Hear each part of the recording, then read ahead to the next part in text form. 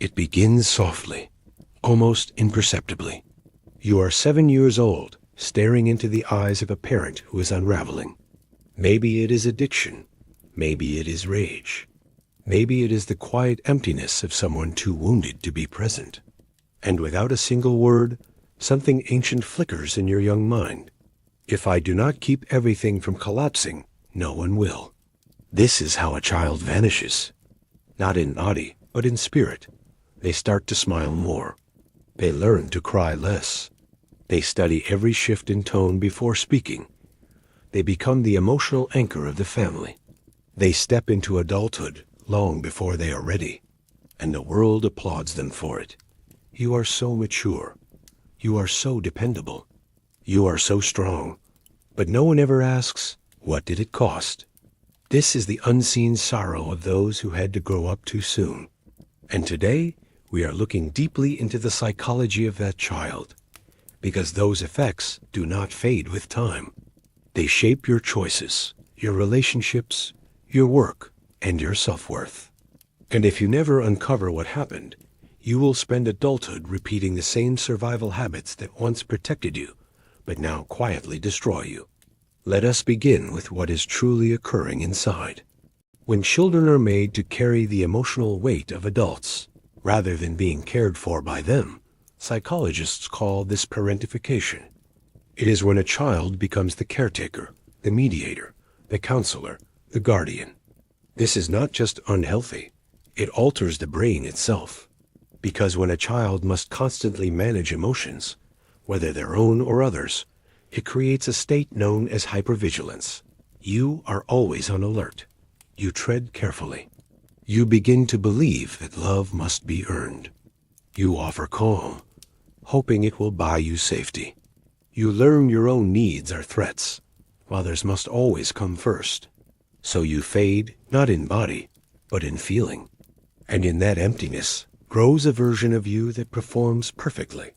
You become the good student, the quiet achiever, the reliable friend who always listens, the one who never complains.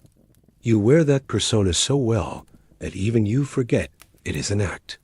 But beneath the surface, something aches. Something still longs to be seen, because the child you silenced never disappeared.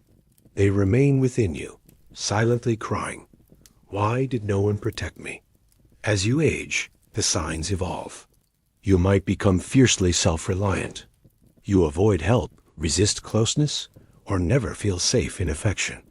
You might feel detached during moments of joy, because happiness feels foreign, undeserved, even unsafe. You might find it hard to rest, because achievement is the only way you have ever known to feel valued. And perhaps the most painful truth is that you may not even realize you are still living in survival mode. When dysfunction becomes familiar early in life, your nervous system mistakes tension for normality. Stillness feels uncomfortable. Calm feels unsafe. Affection feels like something you must repay. This is the hidden psychology of a child, forced into adulthood before their time. It is not only sadness, it is a deep form of trauma that alters the way you see others and yourself. You might wonder, why would any child take on such a role? Because children will trade anything for connection, even their own truth. It is not a choice made with awareness. It is written into biology. When safety disappears, the child gives up authenticity for acceptance. That is not weakness. It is survival. It is instinct. But here lies the tragedy. What once protected you has now become your cage. Many of us move through life appearing strong and capable, while the forgotten child inside us quietly steers the wheel. We strive endlessly to earn affection. We swallow our voices to avoid rejection.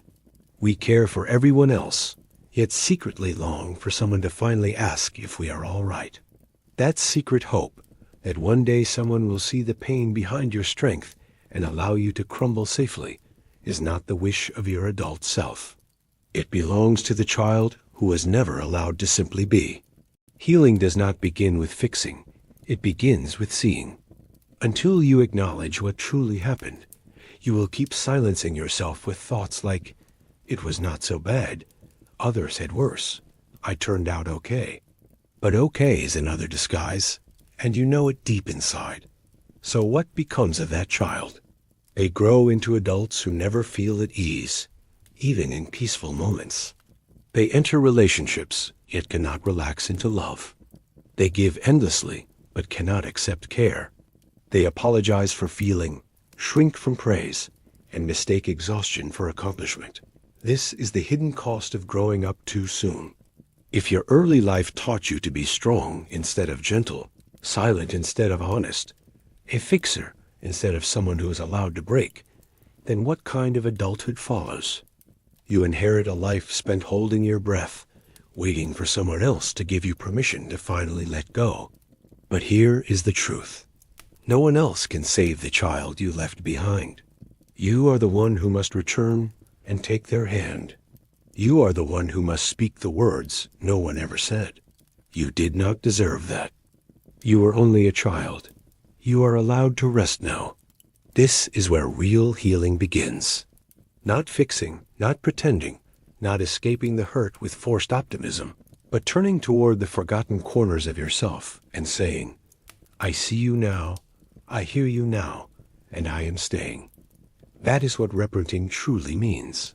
And it is hard, because it asks you to feel the grief you never had the safety to feel.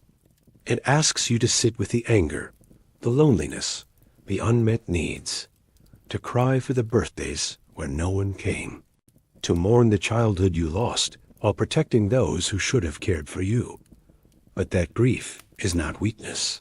It is living proof that healing has begun, because what was once frozen is finally melting. Now let us look at how these survival habits appear in adulthood, quietly, painfully, and often unseen. You might act as a counselor in every friendship, yet never allow anyone to know the real you. You might receive praise for your independence, while secretly fearing that needing others makes you a burden. You might find yourself in relationships where you do all the fixing, explaining, and managing, and then wonder why you feel angry and unseen. You might struggle with boundaries because saying no still feels like rejection. These are not who you truly are. They are patterns of survival, learned behaviors that once protected you, and the hopeful truth is they can be unlearned. But only when you stop worshiping your toughness and begin honoring your tenderness. One of the most powerful steps is to ask your inner child, what did I need back then that I never received? You might hear quiet answers, like, I needed to know it was not my fault. I needed someone to ask how I was. I needed to play, rest, and laugh without fear.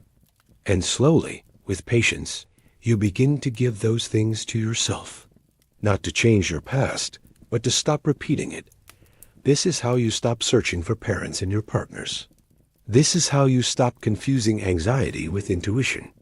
This is how you stop running from the child you were and start becoming the person you were meant to be. Carl Jung once said, there is no awakening of the soul without pain. People will go to great lengths to avoid facing their own inner world, but shadow work requires that we face it. Every hidden piece, the shamed, the frightened, the forgotten, the angry. Because healing is not about turning into someone new. It is about remembering who you were before the world told you to be someone else. So if you were someone who had to grow up too early, remember this. Your maturity was never the flaw. The flaw was that you had no other option, but now you do. You can choose gentleness. You can choose rest. You can choose to stop carrying everyone else's emotions and start respecting your own. It will take time. There will be moments when you feel like a child again. Good. That means it is working. Let that child come home. Let them weep. Let them laugh. Let them finally be seen. Because you are not broken, you are returning to wholeness. And maybe for the first time, you are truly growing in the way you were always meant to. Not through pressure, not through fear, but through truth. You may have been denied a childhood, but the future is still yours. And this time, you get to create it.